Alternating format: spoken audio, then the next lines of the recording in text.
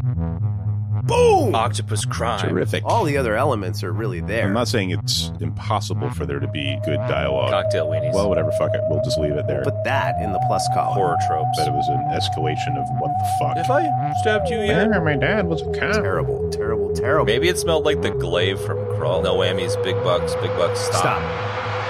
Broadcasting live from inside the power band, this is the blah, blah, blah. In this episode, everybody dies. I want to suck your blah. Spooky. I'm your host, the Mohlverine, along with my spooky friends. We need a good spooky Halloween name for the two of you. I'm Blueberry. My good friend, Blueberry Higo. Thank you, Count Chocula. And my friend, Frankenlab. What's up? Welcome to the podcast, folks. Hope you loved our special Halloween spooky intro. Spooktacular. I didn't know what Frankenstein sounded like, so I kind of blew that hello, but whatever. That's all right, man. Welcome to the show, folks. This week we're going to be talking about a spooky Halloween movie. Ooh, we thought it was apropos considering it's Halloween. So strap in and get your extra pack of wipes to wipe all the gore and blood off you, because this one's going to be scary and bloody as we talk about the whatever 2000 horror. I thought this movie was terrible. I don't know about the other two, but The Void, starring a bunch of people. Starring Knives Chau. Benny, you wanted to... You just blew my freaking nugget in the first second, man. Benny requested this spooky Halloween movie. I'm curious what drew you to this one, Benny? Well, it harkens back to lots of 80s horror movies, and you know, that's really what they were shooting for. It's got lots of great practical effects. Yes, it's a horror movie, so Kev, it's not an Oscar winner. But I think it's a fun romp. Sure, it doesn't... well, whatever. I'm not going to fucking critique the movie now, but that was really the thing, was that this movie was meant to be sort of an homage to 80s horror films, and I think they did it. And did you know about it before they made it and saw? I mean, I didn't realize until after watching it that it was crowdsourced and indie and all that kind of stuff. So did you know about it back in the day or stumble across it randomly or what? No, I think I read an article, I don't know, whatever, it must have been a couple of years ago, that somebody did, like, saying, hey, you got to check out the horror movie section on Netflix right now, because there's a lot of great, newer films that if you like horror movies, you might want to check out. And that happened to be one of them. So Right. And it stuck out at me. So sweet. Very cool. I found when watching it, I kind of just like, I was like, I don't know what I'm going to say about this. Just because I was just like, whoa. It's pretty heavy duty. And horror isn't really my flavor in general, as we've talked about during the Thing episode. But it definitely had some Thing vibes and definitely had some kind of like Stranger Things hospital sequence vibes. So it was interesting for sure in that way. And the practical stuff was amazing. Even though I'm not much of a gorehead, it was still like tons of really amazing effects. So I think for me, I enjoyed it a lot more once I watched that making of that you shot through and read some more about it and stuff and realized how indie it was. Yeah, I guess I probably should have made that clear to you guys before we, before I subjected it to you. That's all right. I wish you had said that, but I'm glad you didn't, because it's probably going to make for a better episode. I watched the documentary and I got halfway through it and I hated the movie more than Why? I did when I watched it. This is difficult because now you've dropped this whole homage to the 80s thing in there, and I love the 80s, right? So, little known fact, I secretly love the 80s. Spoiler alert. I didn't realize that, and I just, I thought this was like a serious horror movie. Like, the horror movies that come out now, well, let me back up. I'm not a horror movie person, okay? I was when I was a kid. I read every issue of Fangoria magazine when I was a kid. I was convinced that I was going to be a makeup effects guy for good little band of years there. And of course, that never came to fruition, which is why we're doing this. But I thought it was a serious horror movie. The horror movies that come out these days are like really scary. Like some of them are just dark, man. I watched Paranormal Activity when it came out years ago, and I was like legitimately like, this is really scary, man. That said, I thought this was a serious movie, and that's how I watched it. I got halfway through it, and I could not wait for it to be over. I thought it was pretty terrible. The creature effects were great. And then I watched the documentary this morning, and I was like, I just hate this movie more. So that's where I landed. You're in a shitty headspace about this one, man. I kind of do. So, but somebody always needs to, and I'm sure it'll make for an interesting conversation. So let's sally forth. Sure. I was worried I was going to be the salty one on this one, but you're really No, I knew that I had you trumped last night, Chad, because I got halfway through it and I was like, one of my notes was actually, my body is forcing me to go to sleep so I don't have to watch the rest of this movie, because I was really struggling to stay awake watching it. Ouch, Benny. That's fucked up. So, no, he didn't fuck up at all, man. No, I said, ouch, Benny, that's fucked up. I was ouching on behalf of Benny. Maybe it is.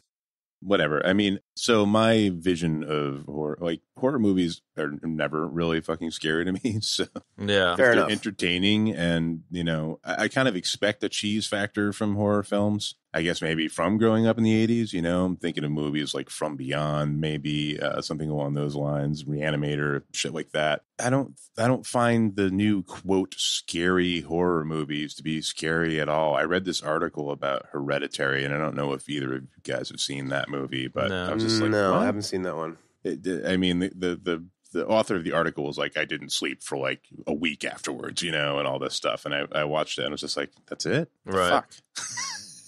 So I think,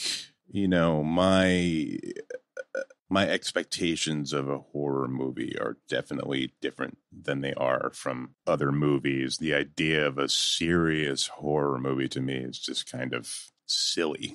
Yeah. I think the better you try to make it, the worse you're going to end up with. And maybe this movie is a little guilty of that. But so I don't know. I mean, I will say this much. When I first watched it, it was fun to watch. It kept me entertained. This time, I was definitely like, I don't know, maybe it wasn't that good. So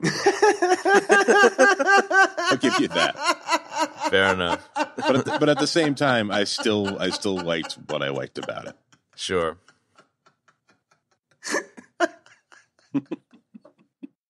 I think that we've got an interesting paella of thoughts for the folks at home. So I can't wait to unbox, unwrap, dig in with a scalpel, as it were. Early dad joke death. Dad joke death straight away. Well, I have exactly one note, and it's Knives Chau, so I blew my load already. Speaking of which, though, speaking of blowing loads, I think that one thing that came to mind to me early on in this movie is how much I've kind of like horror movies are kind of like pornos, where like they have like razor thin plots that lead to something that you're really coming to see, which in the case of horror movies is gore and like mass murder. So I found some of the early like exposition stuff really funny. Like it was like just kind of like, well, we're in this hospital that had a recent fire, and the other character was like, yes, that was very scary, and this is my pregnant granddaughter, and the other one's like, oh, it's a shame about the blah blah blah that the people in the audience need to learn about. Super funny. Tons of that early on in the movie. Yeah. I'm all conflicted now. Why is that? Please. I'm conflicted because I didn't know that this was supposed to be like an homage, a Hors d'oeuvre to Hors d'oeuvre. 80s to 80s horror films. I didn't realize it was supposed to be like that. So I'm sitting here like with my critical thinking cap on, right? Mulvey. Right. With my non-retractable claws, right? And my Mohlverines, I'm sitting here with the TV. I've got Mohlverine ready to throw at the TV. Well, you tried to change the channel, but you cut the thing in half because your claws were out. Yeah, there you go. Okay, fair enough. So I'm like trying to watch the movie with this mindset, like a storied film critic. I didn't realize it was supposed to be a bit of a piss take. So now I'm conflicted about how to think about this movie. So I'm going to have I'm going to stick with my original timeline thoughts, and then I'm also going to have an alternate timeline thoughts. I'm sticking with the original timeline where I'm a complete prick to this movie for an hour and a half, but I might sprinkle in some random shit. I did say that the creature effects were good. There you go. I think piss take is not the right terminology. It's definitely You're right. Homage or Hors d'oeuvre. It's like you said. This is the best mispronunciation ever. Is that from something, or did you just pop that off the dome? What's that? Hors d'oeuvres. Well, I like to say Hors d'oeuvre because that's not how you're supposed to say it. Because people and I remember, think that you're an idiot, and it's really funny. Well, and also because it kind of sounds like homage, which is also a French word. So now homage, at least in my part of the EBD universe, is Hors d'oeuvre. So there, the other thing too is that, and I'm sure a lot of people listening will identify with this. Like when you're a kid, I don't know, or maybe not, but when I was a kid, I would see these certain words and I would just be utterly mystified by how to pronounce them, and I couldn't figure it out. So for years, for example, the word chaos, I used to see that on the page, like in school, and I would be like, what is chaos? What is this chaos? And then I would I would even hear the teachers say chaos, and I would be like, I don't see that anywhere on this page. Chaos. What is chaos? The way that you said chaos sounds exactly like the Beetlejuice Day-o scene where they're all dancing at the table. I want to see chaos. I want to see you do that. Chaos. Chaos, come and we want go home. When Kev goes to Olive Garden, he orders the pasta fagioli. Mi se chaos. I hear that kind of stuff constantly on podcasts, people that, learned words from reading them. I'm sure I'm probably guilty of it, and there's a couple sprinkled through the oh, no doubt, dozens of episodes we've got, but it's funny. It's funny when you hear it. Yeah, so chaos is a great example, but Hors d'oeuvres was another one. I used to see that when I was a kid, and I would be like, what the fuck is a Hors d'oeuvre? That's great. Hors d'oeuvre. That's where the Hors d'oeuvres comment came from. I think I'm going to have to make a pimp character in City of Heroes now called Hors d'oeuvre. You should, oh, man. God, that's so good, man. But spelt phonetically or spelt like the way it should be? Yeah, kind of a bastardization of the two, so you know. That's as good as like one of the best ones I've seen since the game came back, which is Old Dirty Blaster. That was a great one. Ooh, that is good. Yeah, it's really strong. I got to drop this here. My kid... Do it. We got like a bag of toys off of Facebook Marketplace for like $30, and there was a really sick Optimus Prime in there, like a really sweet one. And a Bumblebee, like a shittier Bumblebee. And he's 2.5, so he's barely talking really and can't really speak overly well. But I was teaching him all about Bumblebee and Optimus Prime last night and showed him like the trailer from one of the movies, and he was pretty pumped on it. And then today, he's like, "What's this?" It's like, "Oh, that's Optimus Prime." He's like, "No, it's Octopus Crime." And from that moment on, I'm so pumped to call him Octopus Crime. It was the funniest goddamn thing ever. Wow, what a nice that was a warm, wonderful cul-de-sac right there. That's it. Back to the horror movies. Terrific. Back to the horror movies. So that was my, it was a riff off of what I was talking about. So at any rate, I didn't realize this movie was a Hors d'oeuvre of, these 80s movies. So I've got my two different timelines. Let's go. Where do we want to start? You want to start with Bill Paxton or... Bill Paxton? The terrible... I said Bill Paxton. Bill Paxton. Yeah. Please expand. Enhance. When this movie started, like then the credits are coming up, I'm like, wow, this is really good. I was like, this cinematography is cool. These shots are fantastic, man. Like all these like Twilight shots, it was like kind of creepy, but not in an annoying way. So enter the kid that doesn't talk and what I ended up calling Bill Paxton, because the guy kind of looks like Bill Paxton. If Bill Paxton was like I don't know. Maybe a better a better description would be maybe like B-level Bill Paxton. I don't know, dude. He was sort of like mysterious, the guy with the shotgun and the guy that was the father, I guess was his name in the movie. Daniel Fathers as the father. I'm not feeling any Bill Paxton connection there, but I like it. I like how committed you are to it. Sally Forth. I know. To me, he kind of looked like Bill Paxton, Ben. That was the closest I could get. I mean, maybe there was somebody else. He kind of maybe looks like a combination between Paxton and Christian Slater. I don't know, but at any rate, that's where I landed. He's like kind of like B-list Bill Paxton. It's so terrible. As we went through the movie and I listened to the terrible dialogue, I was like, this is awful. And he's just, this is awful. That was such a huge build-up. I don't, as an actor, I don't like to bash actors. I'm not making any movies, so I can't really, it's hard for me to like say things like that. But I don't know. Maybe it was more the fault of the terrible dialogue, or the purposely terrible dialogue. I don't know. I'm again conflicted. So he was Bobo Bill Paxton, B-list Bill Paxton. That was the vibe I got, and his lines, some of his lines were just ridiculous, and some of the scenes were just totally ridiculous. I mean, because of the dialogue, which I think was really what was holding this thing back more than anything, man, because all the other elements are really there. If I can just dip into the high-level pool for a second, I mean, the creature effects are good. The sets are great. We don't know when it takes place, which I love always. We got a lot of 80s kind of Impalas, Ford POSs, the cop car, whatever. So that's the beginning of B-list Paxton. Right on.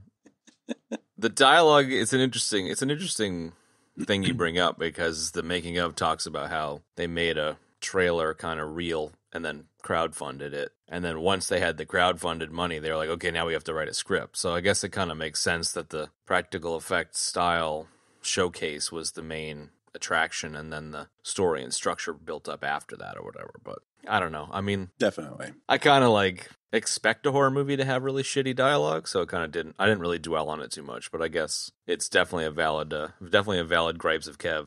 Well, it falls squarely into the middle of the gripes of Kev, so, Yeah, I guess I would mirror what you said, Chad. I think the whole point of this movie was really to sort of showcase the VFX, and everything else was secondary. But also, you are correct. I never expect very terrific. I'm not saying it's impossible for there to be good dialogue in a horror movie. I'm just saying it's not usually what I'm coming to the show for. I'm not expecting it to be part of the ticket price. Fair enough. I suppose the same could be said for like full-on action movies, or maybe even full-on martial arts movies. But it's so delightful when they kind of hit both, but it's so rare too. Agree. And how? In the aftermath of this whole thing, it definitely I got a bit of a Prospect vibe. The really awesome indie sci-fi movie that Benny had us watch back in the day. I think it was like, I don't know, episode 7 or something of the show. So that was a great movie. Awesome movie, but after watching it and seeing some of the making of, it was just like a band of misfits that were really trying to, do a homage to Star Wars style lore and lowish budget, and really just work their asses off, I should say, because some of the people didn't have dicks. Very similar vibe here, I think, in the aftermath. I'm very glad that I got to see that making of it. It definitely made the film a lot more substantive in my mind. Wow, that's tremendous. I didn't get from watching the documentary that this is a crowd-funded movie. Oh, yeah, maybe not. Yeah, I read it somewhere, too, so maybe that was it. They pitched it to a studio of some kind, and, because they keep flashing back to the producer, who's also saying, how great the movie is throughout the whole thing. I mean, whatever. He's not going to say the movie's bad, but yeah.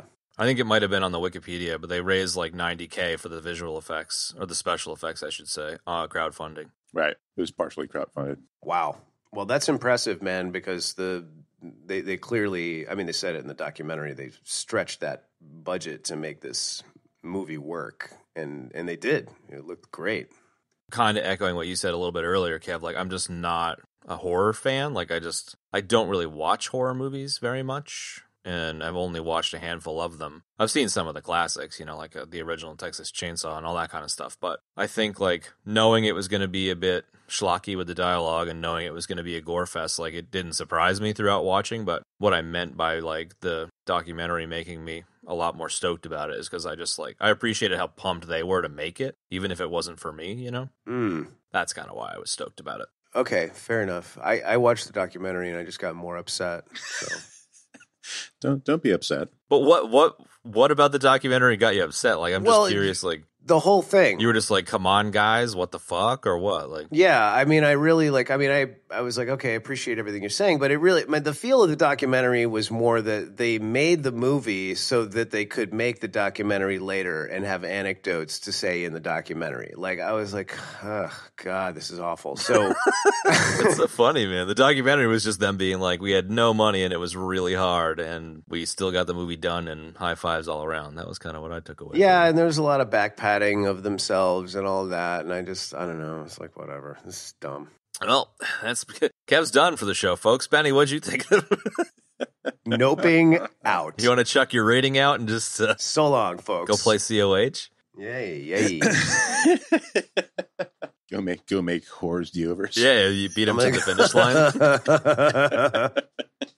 I think we're going to have to throw a couple more horror movies into the mix so that we can really see where this stands. Maybe one of those, really scary ones that you were talking about, Kev, and then maybe something, just an older, like an actual 80s horror film to like. Well, yeah. So we can really have some perspective on this. So, yeah, you're right. We should unpack a couple more of these, man. It definitely deserves more exploration. So anybody listening, shoot us recommendations if you're a horror buff. Yeah. I'm sure Benny's got a few more up his sleeve, but I'd be very curious what other people think. I have no doubt that the people listening to this show are ever going to run out of suggestions. It's true. Have like 8 million already. There's too many good things out there. So where do you guys want to, where do you want to go next?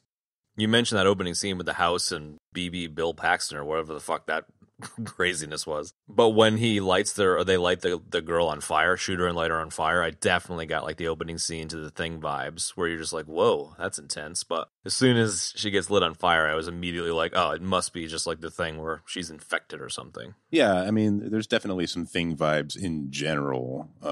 In Clear movie, homages later, yeah. They're not at all explained, like The Thing is a thing. It's, pretty clear that it's, an alien thing. And in this one, it's rather mysterious. Yeah.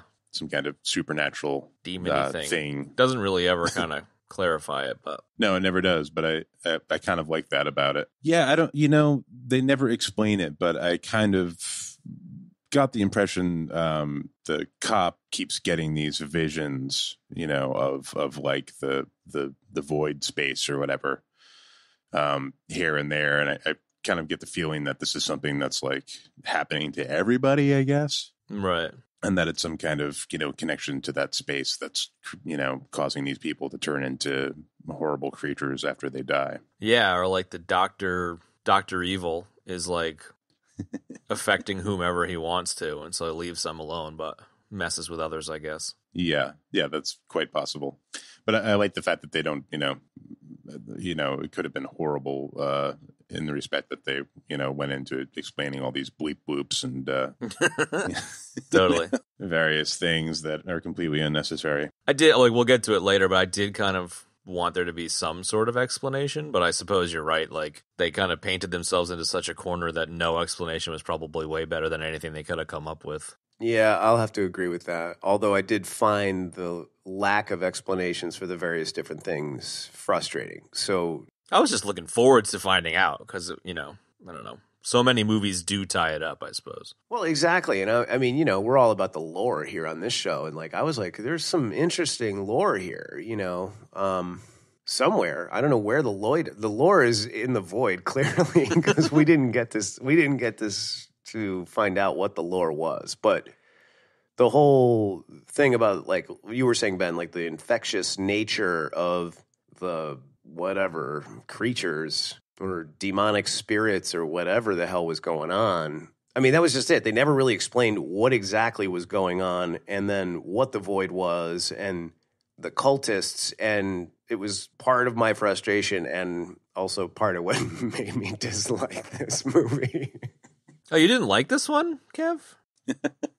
So I enjoyed the ambiguousness of it personally. I liked not knowing, only getting little glimpses of like, I mean, it's pretty clear that Dr. Evil is trying to bring his daughter back to life and or more so trying to do away with death, period.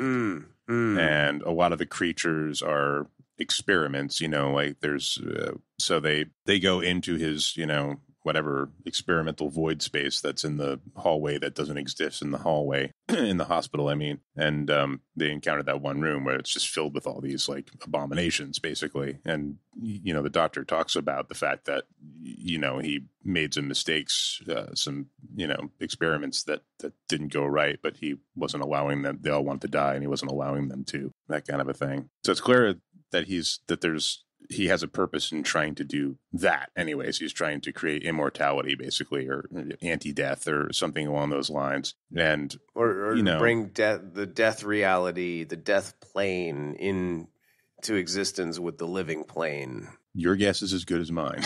There you go. But we know that's what we're shooting for. We're shooting for something like that. And then I just like, they find his notes and he's got all these, crazy like geometric patterns and scribblings. And, so it's clear he's been doing all this research into the supernatural to try and achieve his goal. So you get that much, which some more would be good for sure. But I think it was enough to make me like wonder like, oh, that's kind of creepy and weird. Like, wonder what that is. I suppose just specifically for me, it was kind of like, okay, cool. Yeah, I kind of got the same vibes off of all that stuff and felt the same way. And then it was like, what's his end goal? And I get the whole like getting his daughter back, but then his daughter's like this really gigantic, weird, four-legged beast thing. And then he's going to take people into this weird triangle land. And then what happens there? So I don't know. I get it. Like I was just kind of, it feels like they got 98% of the way there and they were like, we're not going to tell you because it's up to the audience. And it's like, all right, well, okay, cool. But yeah, it was like they probably, I mean, they talk about in the documentary that, quite a bit was just left out or, left on the cutting room floor because they didn't have the budget to really get in there. So I think, maybe because of where they were at with filming, they just decided that it was best to leave it rather ambiguous. I don't know, but it wouldn't be the first time I've watched a horror movie where the, explanation for why things are happening is rather ambiguous. So, or I don't even know if it's true, but the end of 2001 where they just go to the like psychedelic last 5 minutes kind of thing. Because I guess they ran out of money or I don't know what. Maybe that's just some weird rumor or something, but. Well, yeah. Yeah, not knowing is fine. There really should be more not knowing in general in movies. I think we've talked about this before.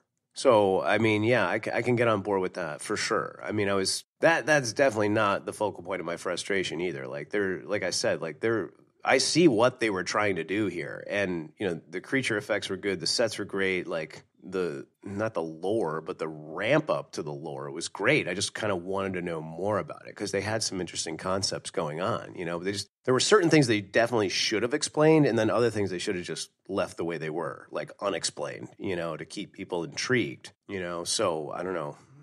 Yeah. I don't think they got it right, but I appreciate the effort. Oh, I definitely appreciate the effort, no doubt. It's definitely tons of effort. One of the things, or one of the sort of things at play in this movie that I found intriguing was that clearly something is going on in this little town. Right. There's all these cultists and, it's like this thing that just seemingly crops up overnight. Like everything was fine until the cop picks up the guy on the side of the road and then it like shit hits the fan, And I liked that sort of like you didn't really know whether it was just in the town or whether it was the entire world that this was happening to, They sort of left that ambiguous and I liked that idea about it. I remember when I was a kid, it just like popped into my head like a what if scenario. Like what if nothing was what it actually seemed like, like what if behind closed doors, all these people that I know were actually like sinister or evil or something, like, I mean, I didn't like walk around paranoid for weeks afterwards or whatever, but it was just this sort of this thought that occurred to me that like, what if things weren't the way they actually seemed? Like a thought exercise. Yeah, I don't know if I'm really captivating like what I was thinking when I was a kid, but there's something in this movie that definitely sort of captivated me. That whole idea of like, like the doctor, is like the local doctor that everybody knows, and but behind the scenes he's doing all this really weird shit to achieve his goals. These are my experiments, Daniel. These are the ones that didn't work. This one was missing Eye of Newt. And this one was missing Hors d'oeuvres. Boom! Cocktail weenies. Go ahead, sorry.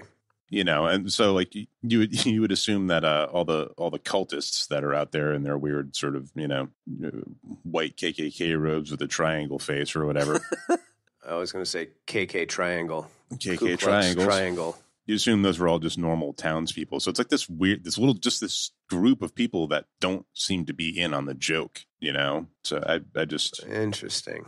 That's an interesting idea. Yeah, I found that idea to be sort of captivating, and I like that they didn't really get into the scope of it or how long things had been going on or any of that stuff. So I thought that was cool. And just a quick one. I suppose I kind of assumed that the KKK people were semi-supernatural, so I kind of didn't think about how they were probably like a whole bunch of the townsfolk, just like how actual KKK people were hidden identity stuff. So that's an interesting point for sure. Geez, I hope supernatural beings aren't wearing like suit pants and dress shoes under their robes. Yeah, like, I'm a ghost. Like, all right, dude. I didn't. Which you can clearly see when the policeman gets attacked with and stabbed with the knife there, like when he goes out to check on his car the first time, like the dude wearing the robe is clearly wearing like suit pants. Yeah, I didn't. You know what? I didn't notice that, Ben. So I still had this vibe of like, well, they could be these kind of sort of supernatural minions. Yeah, I mean, this movie. I was thinking we would talk about this in a section, but it's sort of pointless. Like, so I'll just say it now. Like, this movie to me had, yes, elements of The Thing. It also had a major Hellraiser vibe going on because I watched definitely. I probably 1 through 4, the original ones, and they were really freaky, man. Like freaky like this, and really good. So you couldn't really tell, where the Ku Klux Triangle people were, if they were real or some sort of creature, some sort of spirit or whatever from some other dimension, I guess is what I'm trying to say. Kind of like in Hellraiser, like they were the Pinhead and all the other creatures in Hellraiser were like, they were flesh and blood, but they came from, another dimension. So they had some sort of extra dimensional, otherworldly powers. I can't believe all this shit's coming out of my mouth. Anyway. Well, it's based in an existing lore, the religious lore. So it added a bit of depth to it, whereas this kind of was intentionally left vague, I guess. True, but I'm with you guys on the vagueness. Like, I like the not knowing. I mean, that's sort of making me want to know more about the lore of the story. So that's a plus. We'll put that in the plus column. There you go.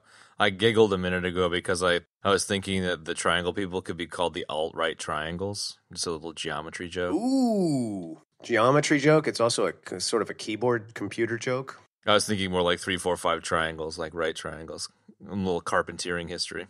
I like it. Do you guys ever hear about or read House of Leaves? Well, that sounds familiar. What is that? Yeah. It's a really weird book that I think pioneered the like bizarre writing style where towards the end of the book, like the writing is in spirals and there's like one word on each page and some of them are in mirror. Fucking you gotta hold it in front of a mirror and shit. Yeah. It's a really interesting book. It's a weird book and it's 2 stories. So like the one story is written in one font and then the other story is in another font and like one story references the other story. So it's a very odd literary book, but there's a house in this story that contains like doorways and hallways that aren't there. And like the characters get lost in this like weird hallway doorway thing. And it very much reminded me of The Hospital. So I was just curious if you guys had read it. I haven't. I'm aware of it, but that was definitely another thing that I liked was the idea that they seemingly go looking for the nurse, looking for like wherever they keep the drugs or whatever, and they end up like somewhere that just doesn't actually even exist in the hospital. I thought that was kind of cool. It definitely adds a creep factor to it for sure. But they did go to the supply closet. Since we're on that, I'm going to expound on that. They did go into the supply closet because you see the bag on the floor that she had gotten for the supplies. Because, they keep a bunch of those plastic grocery bags in the supply closet so you can carry. As you do. Definitely. So you can just carry your items around. And it's a bag of holding, Kev. There you go. It's a bag of holding. What's the deal with the bag? Sorry. No, I like it. Strike that. You don't have to apologize for anything, man. Could throw a Seinfeld out there anytime, bro. No, you can't use that though. That was actually in an Adventure Zone episode, but it made me think of it because they were talking about the bag of holding. Oh, okay. Ooh. And somebody was like, "What's the deal with the bag?" And they actually threw in the boop boop boop doo. That's funny. They did? That's nice. Oh, shout out to the Adventure Zone. Awesome podcast. Yep. We can do that with anything else, but we can't say the bag. Fair enough. Anyways. I lost my train. Sorry. What the hell was I talking about? The supply closet. The bag. So the bag they of holding, go supply closet. Right. So they go into the supply closet, and there's clearly somebody standing there underneath a plastic sheet, and then they don't really notice, and then they leave, and nothing happens with that weird person who I'm presuming was transformed by the evil energy afoot in the hospital. I think it was just like a mannequin or something, dude. A mannequin in the supply closet? That's a little weird. It had blood on it. No way. Really? I thought it was just like they made a point of focusing the camera on it like 2 or 3 times. So I was like that. Yeah, that's like the girl or another person or something. I buy it. Whatever. I just didn't notice. They said there were creatures and scenes for creatures that they that they actually made, but they didn't get a chance to use in the film. So that was probably like a tee up for something that just they're like, well, we can't do that, but well, whatever, fuck it, we'll just leave it there because it's ambiguous and weird. Yeah, there you go. Love that. That's plausible. They put it there just to fuck with you, Kev. Yeah. They did, man. Like in the future, this one dude's gonna watch this and fucking hate it. It's gonna be great. Yeah, I don't know. So what Chad, you said you were gonna derail us with something a moment ago. What was that? Fuck, I don't know. One of the scenes, just jumping around a little bit because we don't need to go chronologically, but early on, one of the scenes I appreciated was the cop confronting the girl who was cutting her face off really early. It kind of they sold the Barbara or whatever her name was, like, what the fuck you doing, Barbara? She's just like cutting off chunks of her face. It's like, all right. And then he shoots her and kind of the aftermath of that. Like, I felt like that was one of the more plausible scenes in terms of just like what the hell is going on here. People stuck in a house or people stuck in a hospital in this case, like horror tropes. I'll give you that, I guess. Yeah, okay. I love how grumpy you are. Fine, yeah, that was all right. I am. I just thought that I don't know, like the dialogue was so terrible. I mean, one of my notes was, excessive use of profanity to cover up bad writing. It's like that's many like the story of my life, movie. Kev. I use profanity excessively to cover up my bad writing. So I totally gelled with that.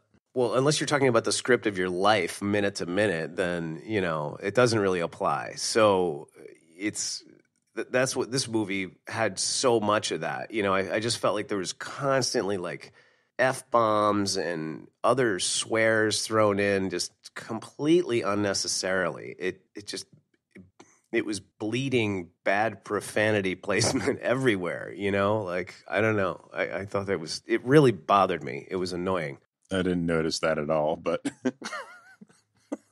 I'm gonna laugh at every gripe you have, by the way. You can, man. You can laugh all you want. It really bothered me because it was so annoying because I was like, this is dumb. On behalf of the film crew, Kev, I apologize. No, you can't do that. No, I don't want to forgive them. Oh, my God.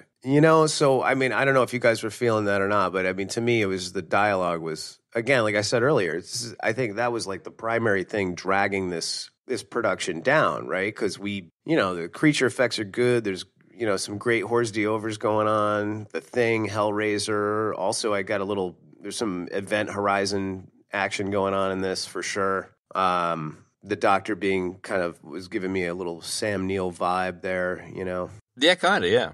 In the sense of like, I've been to the dark dimension and now I'm back and I'm going to bring it here. Blah!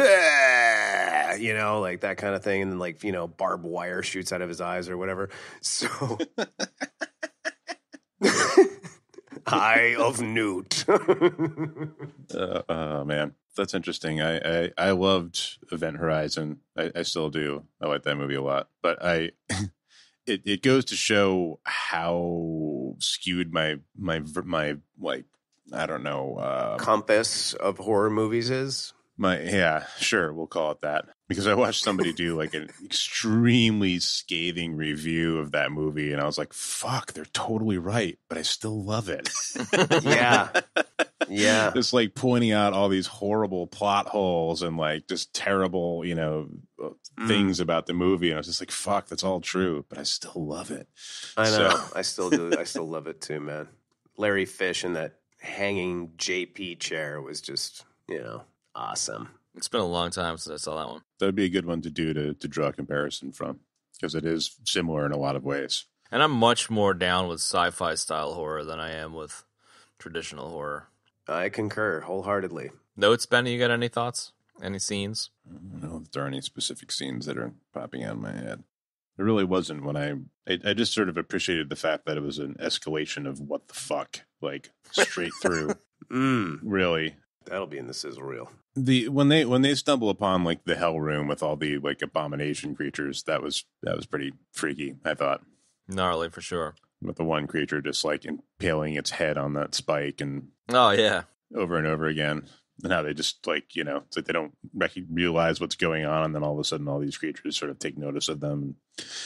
Yeah, definitely freaky. That guy, that contortionist that they got, where they built a creature especially for him, that was definitely a freaky creature. That was amazing. I thought that was just like a puppet effect, and then the fact that it was a real dude was just mind-blowing. Yeah. Oh, I knew it had to be a real dude. That was great. Fantastic. I kind of found the way they threaded that kind of climactic stuff together, where it was like non-existent hallways, non-existent rooms, off the beaten track, hell room stuff, and then like weird hallucinations where they're like, the father and son or whatever are in their normal environment, and the father starts hallucinating here and there, and then the cop hallucinates. That was kind of cool. I liked how they threaded that all together. I didn't think that was strongly... It wasn't displayed strongly enough because I didn't quite get that. I was sort of like, is that what's happening? Because but yeah, I didn't think it was strong enough. I wish it had been a little bit stronger, because that element of the film, it definitely had like a Stranger Things upside down world kind of meets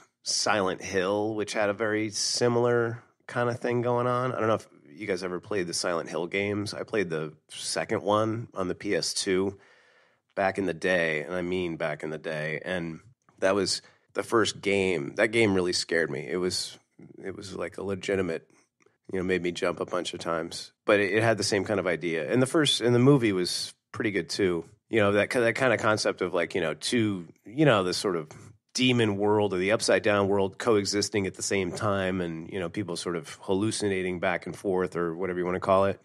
Yeah, I didn't quite get the Stranger Things upside down thing with this. I just got kind of more of the like Dr. Evil's in the guy's head and making him hallucinate, and then like the fact that it cut to him trying to like choke the mute guy on the ground in the dirty hallway again. I was like, oh, I see, it's a hallucination. That's kind of the moment it clicked for me. I didn't get that because I wrote B-list Paxton versus the mute, the flare, so lame. Like the whole thing was so, I don't know. I didn't get it. And then I was like, why is he pulling this flare out to, or like, I get it, like a flare, okay, like that would do something for sure, but like it was just so bad. It was just like, and then it was like, oh, wow, oh, you're still my buddy or my son or whatever. Like, it was so lame. You so gotta be in your bonnet early in this movie, and there was no recovering. And like, oh, even better, dude. It was like later on when B-list Paxton is like about to die, and then he pulls out the mustard bottle or the ketchup bottle from the diner with it's filled with gas, and that's like his cyanide pill. He's like whips it out of his pocket, and he's like, no, and starts spraying the gas all over himself, so the kid can light him on fire. I was like, oh my God, terrible.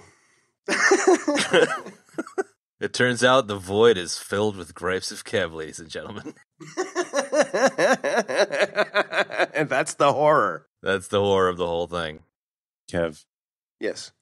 Kev, I'm sorry, man. Sorry.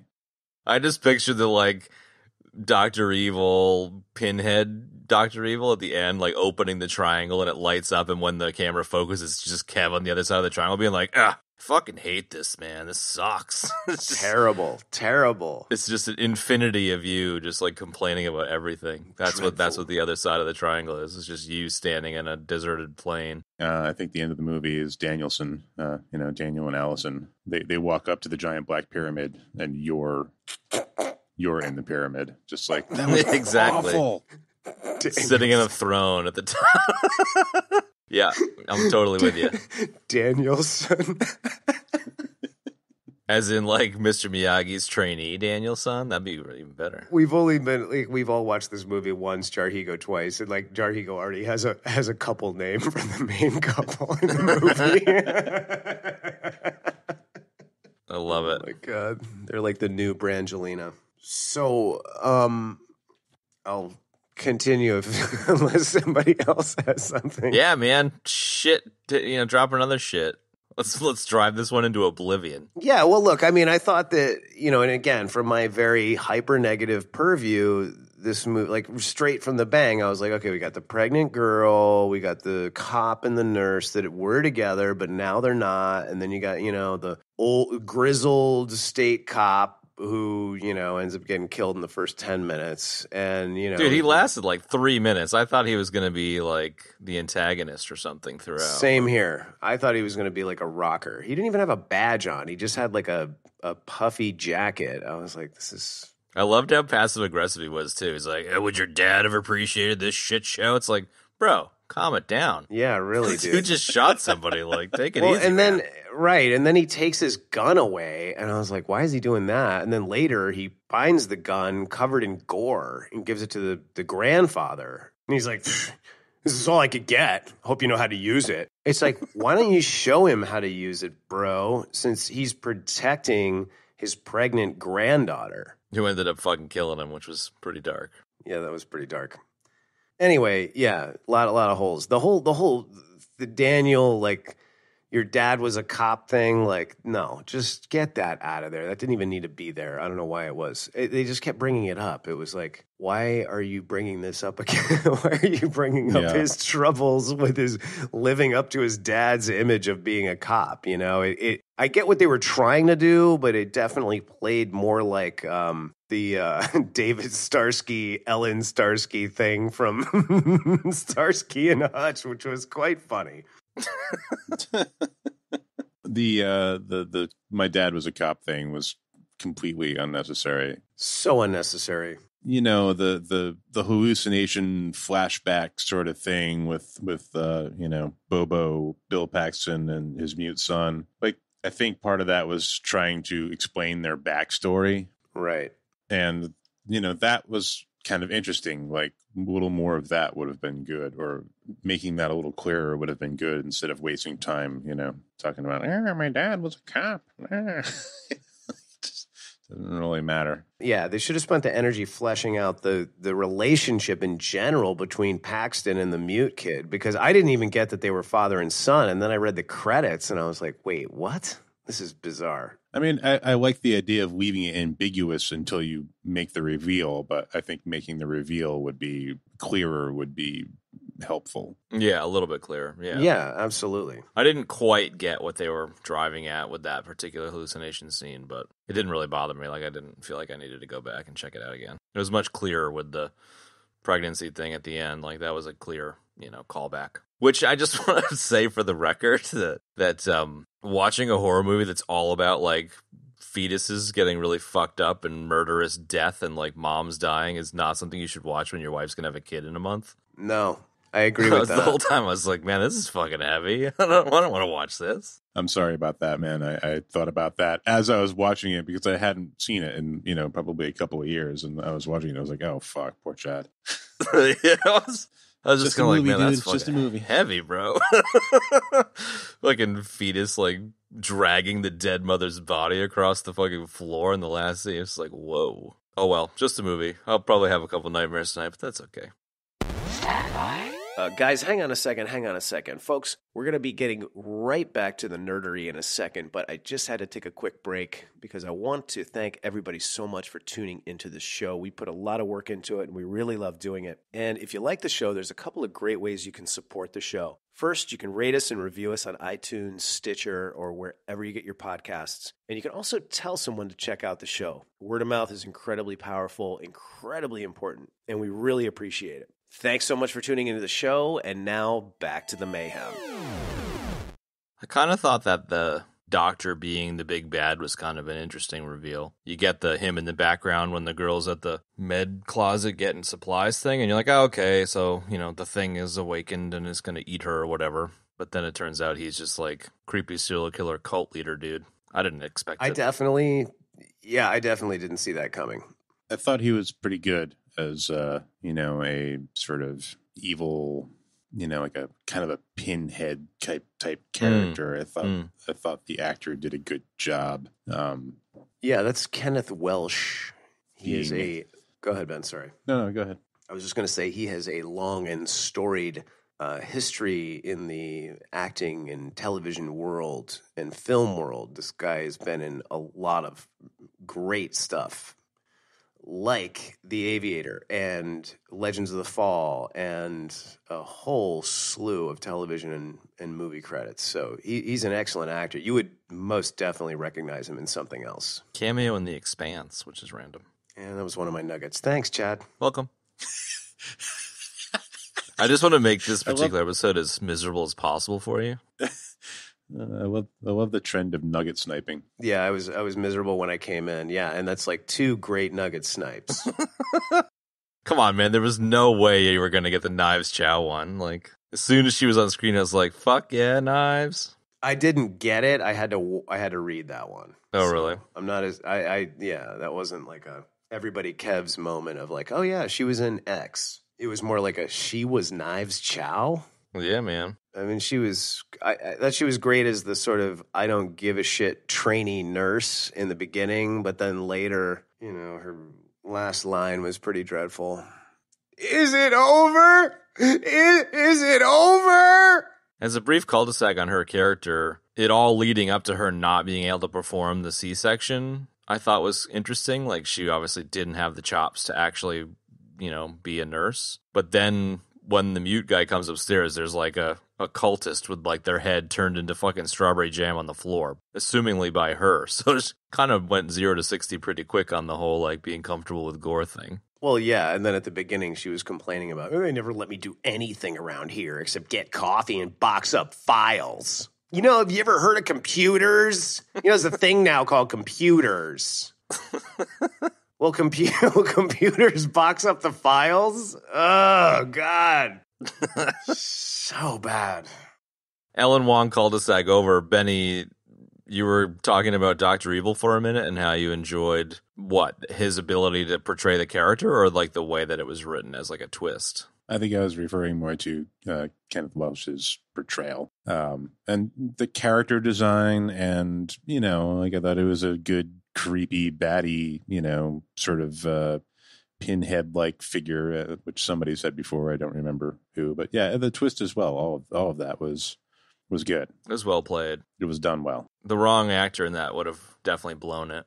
No, he was the right guy to have in there, man. He definitely was kind of the linchpin, and he brought a considerable amount of acting weight to definitely elevate this film. Well, certainly to elevate the acting, because I thought the rest of it was pretty marginal. I like the particular twist of Allison being on the operating table, and the whole time you're kind of like, oh, he's going to turn around and reveal that his face is peeled off, and you're kind of expecting that reveal the whole time, and it turns out the reveal is he's already like done what he was going to do to her, which I don't know. It surprised me. I was like, oh shit, that's rough. I liked that you didn't get to see his face and that he had already done what he did to her. Because your mind was immediately like, oh, we're going to see his face. Like, here's me, like Mr. Negativity about this movie. Like, I was watching it like, okay, now we're going to see his face. Then he's going to inject her with some demonic baby egg or something, man, and then tendrils are going to come out of somewhere, a la The Thing, and then there's going to be some barbed wire involved, and then none of that happened. So I was very glad to see that, except that he was kind of like his head was down, and he was like, these are my other experiments, Allison. This one didn't go right because I didn't have enough Eye of Newt, like that was a little but, on the most part, it was pretty solid, and I like that the denial of the reveal. Yeah, and in hindsight, it's kind of a clever way to save money. You don't have to do a big creature session, you can just it's all insinuate. Yeah, and it builds tension when you have, things that you can't see are scary and they build tension. So you're like dying, after like a minute, you're like dying to see the guy's face. Like, what does he look like? Did he peel his skin off like Bev upstairs or what? And I'll use that as a segue to my next point, which is that this movie is devoid of tension. Christ on crutches, man. Lack of energy and tension. Like, that was what I was feeling. Combined with the profanity just made it not have the tension that it needed to have, because there's a lot of like, diabolical demonic shit going on in it, I thought it was pretty decent with the tension. Yeah, I don't know what you're talking about, Kev, but okay.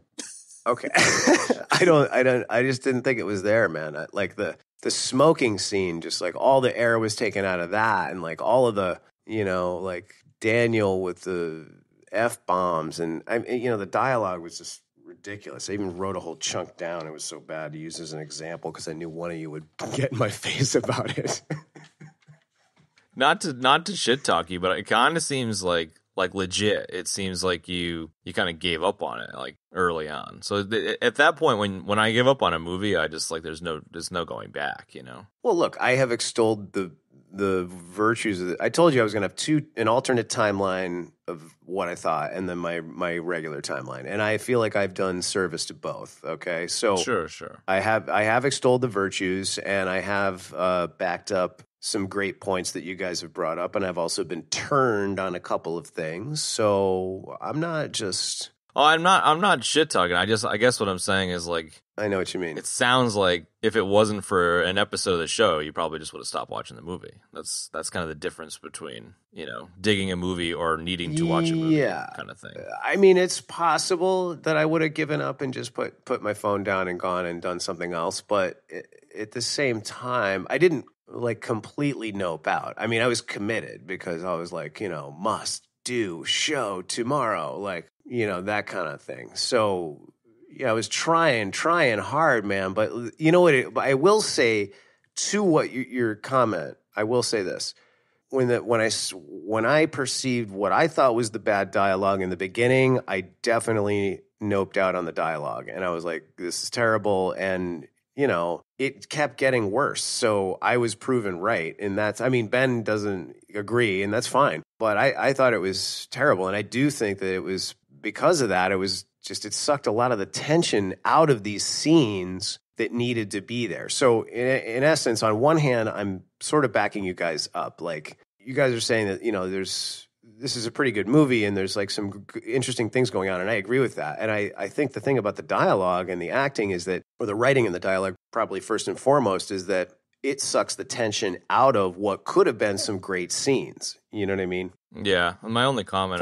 For example, hang on one second. So, for example, the smoking scene. So it's like, like whatever. Somebody gets hurt, right? Or the girl is on the floor. The prego girl is on the floor. And then, Paxton comes in and he's, lights up a smoke. And then we take like an unnecessary 30 to 60 seconds to talk about the cigarette. You know what I mean? And it was poorly executed on top of just not needing to be there. So it's sucking air out of it. Like, that's what I mean by that, you know? Yeah. If that makes any sense whatsoever. Well, I kind of like the meta. It's kind of meta. Where it's like, they talked about a cigarette for a minute, and they didn't need to, and it didn't need to be there. And we're talking about a cigarette, and it kind of doesn't need to be there, because we've kind of talked about it already.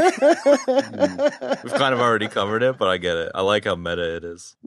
Oh, my God. All right.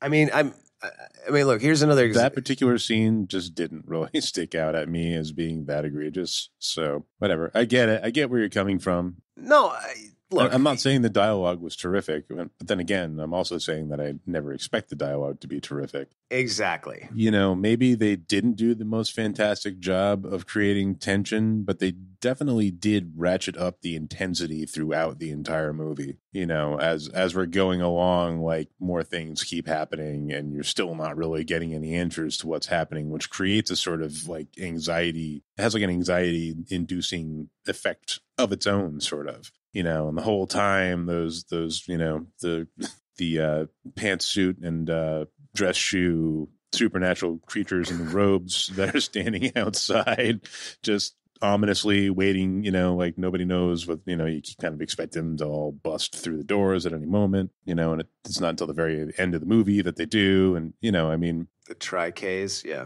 I think. And they only kind of bust through, too. You're expecting more of a zombie-style bust-in thing, but they just kind of like, oh, hey, guys, anybody here to get murdered? Or, you know, like, they don't really, like... Is there anybody here we can murder? Or we were waiting for you all to come outside, but you didn't. I know I stabbed you that one time. Have I stabbed you yet? No? Okay, yeah. I might... this is kind of a funny story. We're actually friends with Dr. Evil, and we wanted to come in and see if there was any more people to kill. Yeah. When they give us these sweet knives with our memberships, so, like, you and... Marv, didn't I stab you yesterday? Nice. Yes. Oh, that's what it is, dude. That's what it is. Didn't I care for some stummies? Stab you yesterday, Marv? Oh, stummies. Oh, when I invented stummies... Well, it's kind of like stummies. I like what I hear so far. Go on. But the pill's bigger.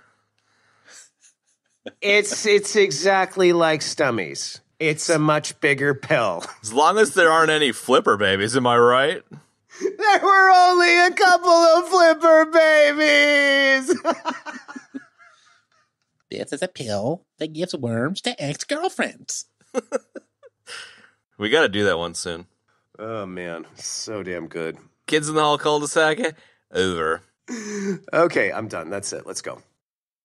I kind of get what both of you guys are saying in the sense that, like, on the one hand, Kev, I think I hit the same very, very early crappy dialogue that you did. And as soon as I hit it, I immediately was like, it's a horror movie. Don't care. And so kind of took a leaf from Ben's book of, like, taking it for what it is. And it sounds like that might have just, not been the same for you, which is totally fine. But it also sounds like, Benny, you're kind of coming at it from the, like, take it for what it is / horror movies always have bad dialogue kind of, normally have bad dialogue kind of trip. Yeah. And I'm dead. Death for Chad, finally. Yes. What kind of death is that? I don't know. Like, what the fuck? True, what many of you have heard. Machines. You don't agree? You don't think Machines. that's... I don't know. Whatever. Strike it from the record, then. Sorry. Nobody gives a fuck about what you just said, Death. Well, to be fair, you kind of waited out there. I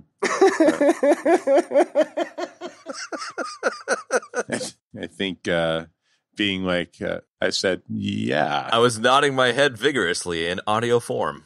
Did you not see me nodding my head? Fair enough. On to the next. I'm going to just rattle off some dialogue examples. Please give us some more gems. Yes. I look forward to the snark. I actually took the time to transcribe this because I brought this up a minute ago. Oh, cool. You're going to recreate the bad dialogue? That's going to be it's going to be fun. Are we going back to the cigarette scene again? No, I'm not going back to the cigarette scene. It's the scene where they go to get what's her face out of the supply closet or whatever, and This is an example of what I'm talking about. So Daniel goes, "What about you, man of mystery?" And he goes, "Mind your own business. And by the way, it's pretty stupid running off by herself." Then he says, Daniel's response to that is, "Okay, I'm pretty certain you can beat the shit out of me, but I consider it my special privilege to hate my wife right now. So if you could kindly shut the fuck up." I was like, this is so dumb. That part in particular, I was like very noping out. Like that just made no sense. And it was just terrible, terrible, terrible. I'm not going to argue with you. It's bad. Yeah, the things that they're saying are just, they're so bad. And it just makes no sense. Like later on, like they go into the basement. Somebody's like, "Smells like a grave." I was like, "A grave? Really? A grave? What does a grave smell like?" Like, I don't know. It's just so. Maybe it smelled like the glaive from Krull. Smells like a glaive. Smells like a glaved donut.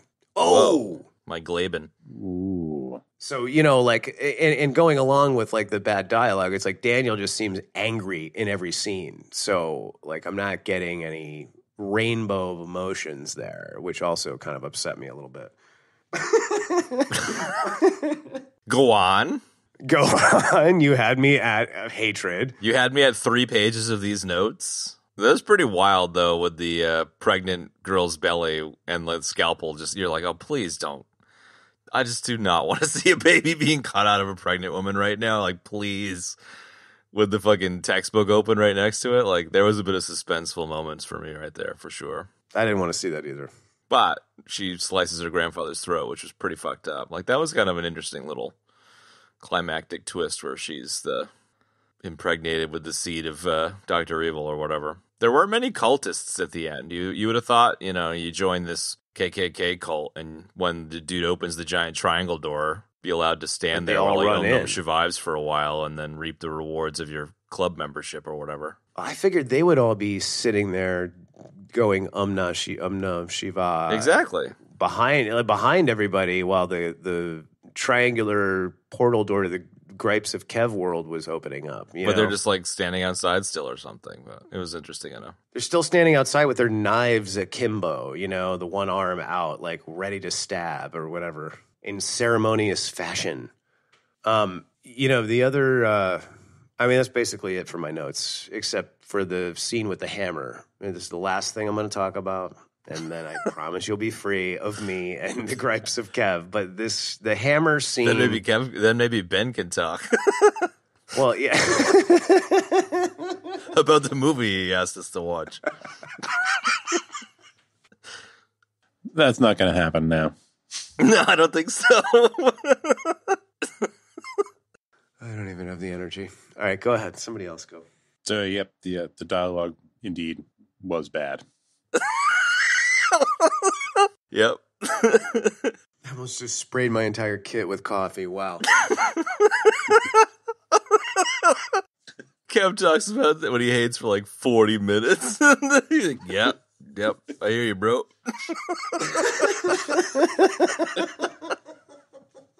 I love it. Memory serves, I don't think I was ever defending the dialogue in this movie. So he never was. No, you were not. So I'm agreeing with you there. Memory does serve. Once again, Kev, I agree. Oh, that's fucking beautiful. What did you guys think of the like Lone Star with the knife in his back thing, like lying there watching it all go down, while the fucking Children of the Corn pregnant girl is like so pumped that she's gonna have a demon torn out of her or whatever? It was kind of a weird sequence. Wait, Lone Star? Yeah, fucking, what's his name? The cop. Why did you call him Lone Star? I don't know. Kind of got a bit of a Lone Star vibe. Who's Lone Star? Isn't that the main dude from Spaceballs?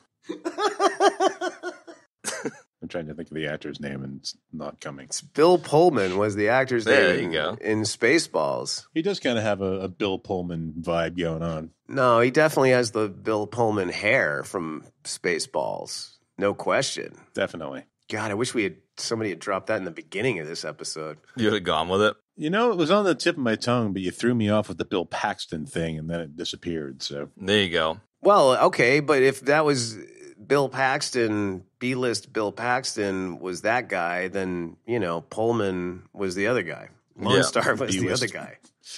B-list Pullman. And the creatures, the creatures were Pizza the Hut, Oh, yeah.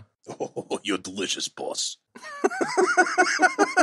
All right. I'm done. I'm tired of talking about this movie. Yeah, me too. All right. I'm done bitching about it, and I don't have any more notes. I know you guys are sick of listening to me, so let's just do all the ratings and go home. So the movie ends, everybody. Well, we talked about the end already. I mean, we opened the portal, and there's me bitching about the movie, and that's where all the evil and the hatred comes from, which was a nice bit of show lore, I might add. For sure. I kind of feel like the only thing that might be worth touching on for a moment, which I don't think is a gripe necessarily, but I thought it was kind of odd having the two main characters, husband and wife, standing in the Beetlejuice desert at the end there. Somehow they're both whole, But Dr. Evil's gone now instead of being like second stage final form of the boss or whatever, but whatever. It doesn't really matter at that stage. Well, I mean, look, to go in the other direction, like that's another great example of unexplained lore. So they really just should have left that out because, it had a very like kind of, they didn't have enough time or money to explain that any further, like them sort of crossing over and clearly being whole in whatever the triangle void world was, So I feel like they should have just left that out because it was intriguing enough that it made me think about it, and now it's making me think about it more that you're mentioning it. And it was kind of powerful with Lone Star pushing Dr. Evil through the triangle and just like leave it at that. Yeah, it sounds powerful when you call him Lone Star for sure. And Dr. Evil. I just picture Mike Myers the whole time. And Dr. Evil. There you go. Horror movies often have very ambiguous endings, but in this case, yeah, why are they whole? What the fuck happened to Dr. Evil? I don't mind wondering about things, but it definitely wasn't a very tight ending. No, it was ambiguous for sure. But it was like, an ambiguous ending on a very odd and clearly like schlocky horror-y movie, so like it's not a big deal, No, it's not a big deal, but you would have thought there would have been some wrap-up or resolution of some kind, even if it was like, the bad guys win, like whatever. It was really kind of like somewhat of a nothing burger in the sense that we didn't really get much of anything. It was like they try to prevent the portal opening, and then he pushes them through, and then he's reunited with his wife. Like I get that now, but I don't know.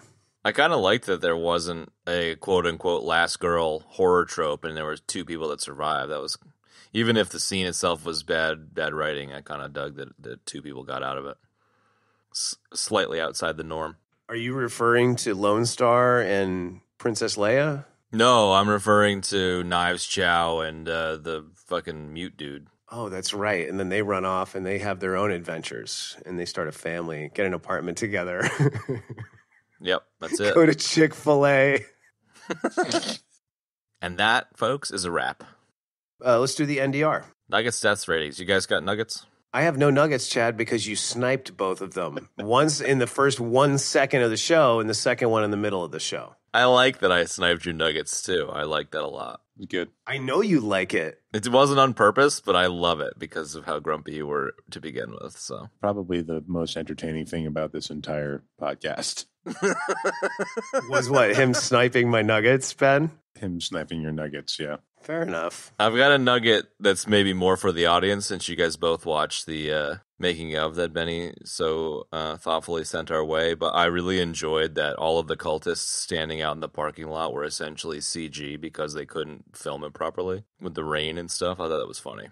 Right. It's funny that was a scene that needed to be done In post. in CGI, considering like how driven by practical effects the rest of it is. You'd think that would be like a no-brainer, but in fact, they couldn't get it to look right. So they had it's to super funny. fake it. Everything else is practical except for people standing and still, perfectly still. I have no nuggets, so What do you got, dude? Down. Mr. movie Sniper nuggets. of Nuggets. I just told you my nugget, and you didn't respond. Yes, you're right. I didn't. Deaths. Okay, so that's it. Just that one. Just one one, nugget. We man. don't have a lot of deaths. You had a dad joke death. I had a you guys didn't give a fuck about what I was saying death. Benny, I don't know if you had a death, but I think you kind of died throughout this episode. Yeah, I think I died with all the hostility towards my movie pick, but exactly. I had a Void Which Binds death. We all did, sort of. So kind of the standard schmattering. I think if I'd set it up a little better, maybe attitudes would be different about it. But it's cool this way. It's funny. It's tragic. One or the other. I'm not sure.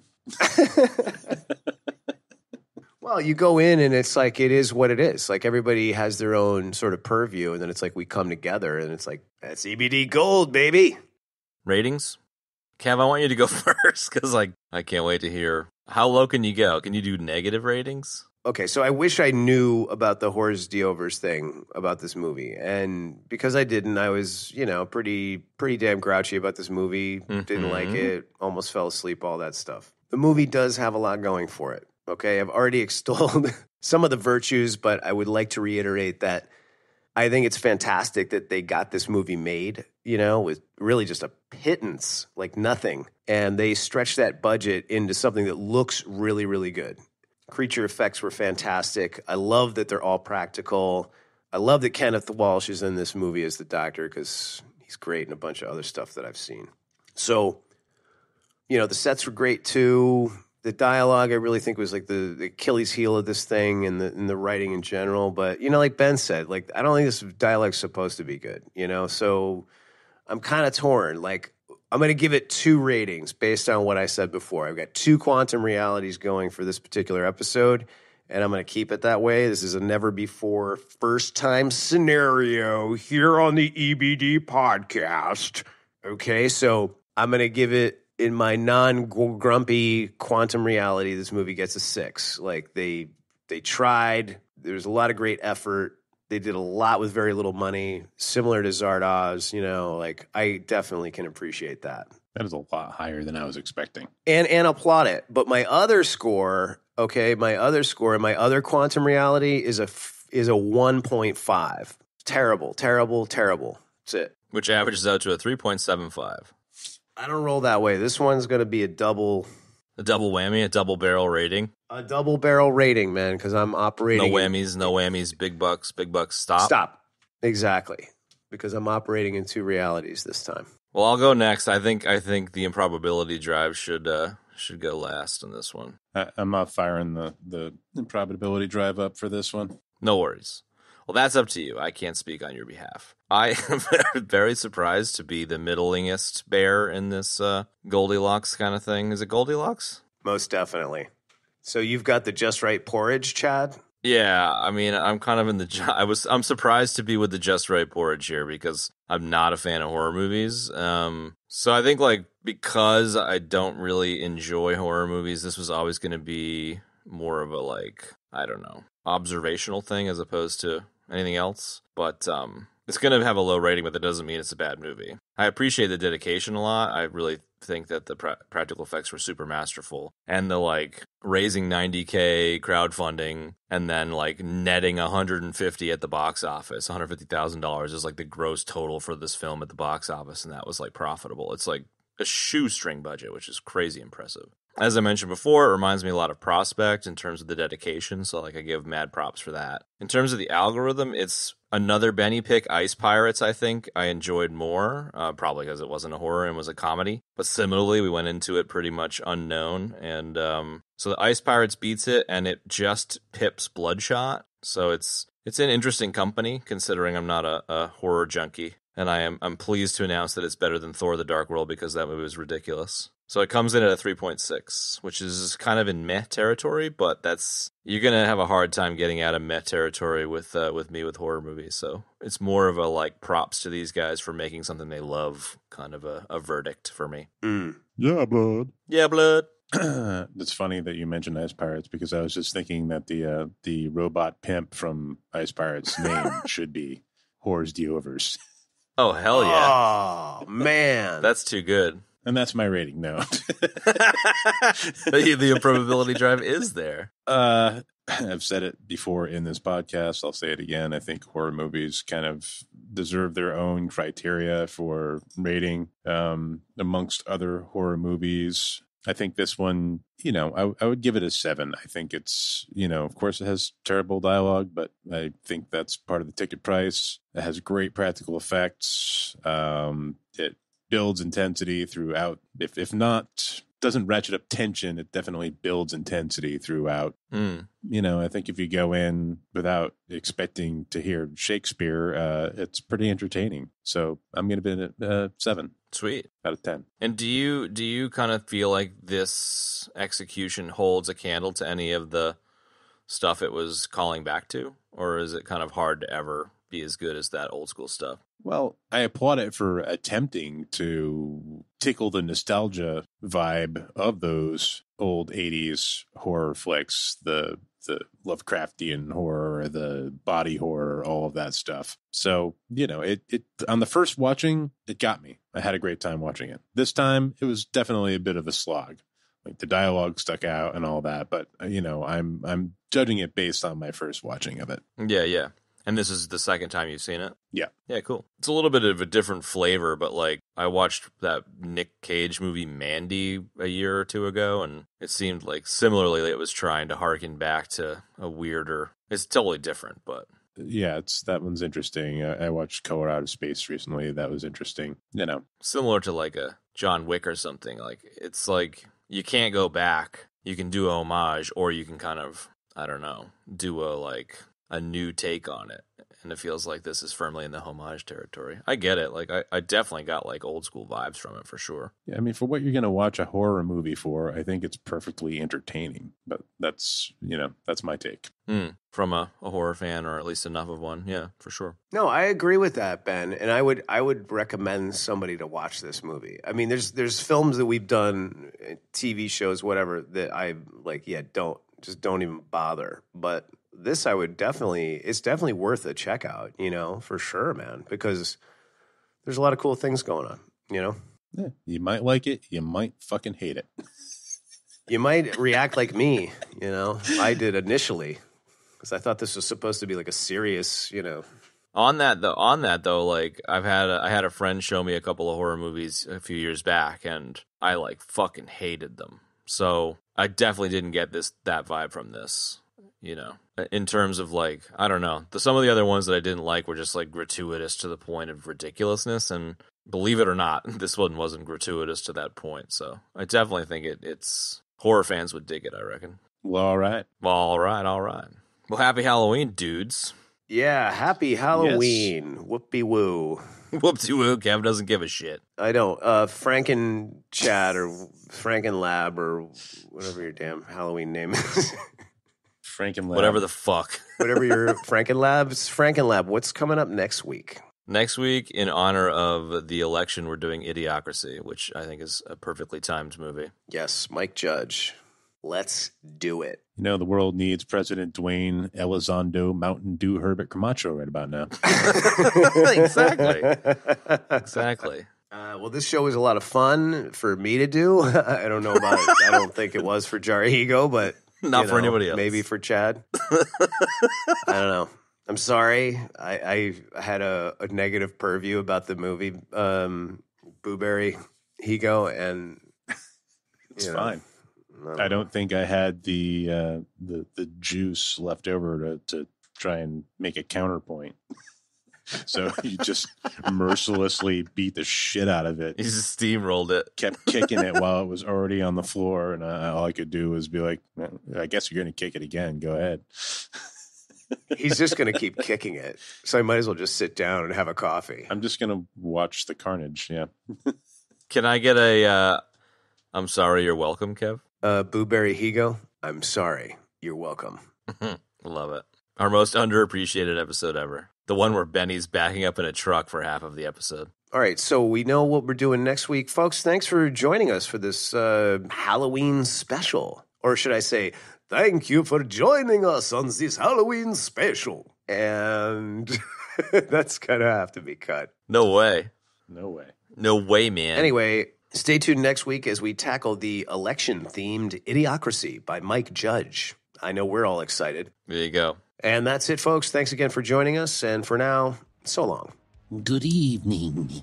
Happy Halloween, dudes. See ya. And that's going to wrap up this week's episode, folks. You can find the show notes for this episode in your podcast app of choice, or at our website, ebd.fm/episodes/78. If you'd like to support the show, there's a bunch of great ways you can do it. You can rate us and review us wherever you get your podcasts, be it iTunes, Stitcher, whatever. Leaving a review would be fantastic. We had one of you guys left us a review. I'm not going to say who it was, but it was great, and we certainly appreciate it. Also, you can tell a friend to check out the show. I know a bunch of you do that already, and we need all of you to do it so we can expand the show and quit our day jobs. So you can find us on social media using the handle @EBD Podcast. And that is our handle on just about every social media. We spend a lot of time lately on Instagram having conversations, a few on Facebook. So jump on either one of those and join in on the conversation. Thanks again for joining us, folks, and we'll see you next time.